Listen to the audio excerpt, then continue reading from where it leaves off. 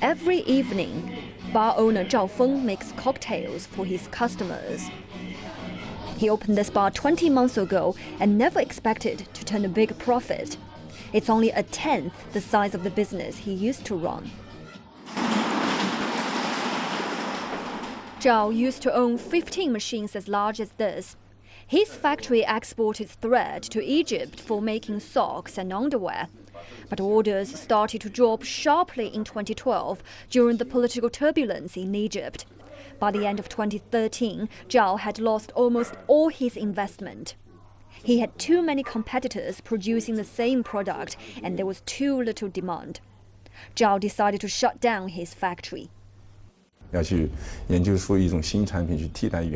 takes a lot of time and effort to develop a new product to replace the old one. For me, I tend towards quitting this industry. Zhao's town of Zhejiang in northern Zhejiang province produces more than a third of the world's socks. For years, small factories advance products for their customers and collect payment later.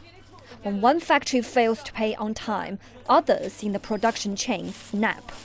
Zhao says almost half the small manufacturers in this town have gone out of business. This town, driven by textile and export, is just the representative of what China's manufacturing industry has experienced during 2015. Across China, factory activities have dropped to a 14-month low as of December. Cost for goods at the factory gate, 45-month low. Exports have been declining for 5 months this year, and shipments to every major destination is declining except to South Korea. As small and medium-sized manufacturers reduce their production, their needs to borrow money from banks have been 10% fewer since the beginning of this year. Larger manufacturers are struggling as well.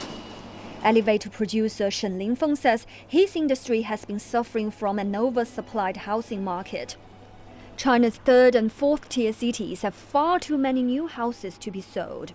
New construction decreased at double-digit speed in 2015. That makes selling elevators more difficult than ever. The market cake for the entire elevator industry has shrunk. To win a market share, price is the #1 factor. Many companies have marked down their prices to win large real estate projects. So this has been a particularly cheap year. As profits from production become hard to come by, Shen says his company decided to shift its focus from pure manufacturing to manufacturing/service. They developed an auto detection device in 2014, which will send instant defect alerts to a monitoring center from thousands of kilometers away. Why do we need to transform? The purpose is to survive. That's why we need to shift to the manufacturing plus service industry. But industrial transformation is time-consuming and costly. Shen says it will take several years to feel the benefit.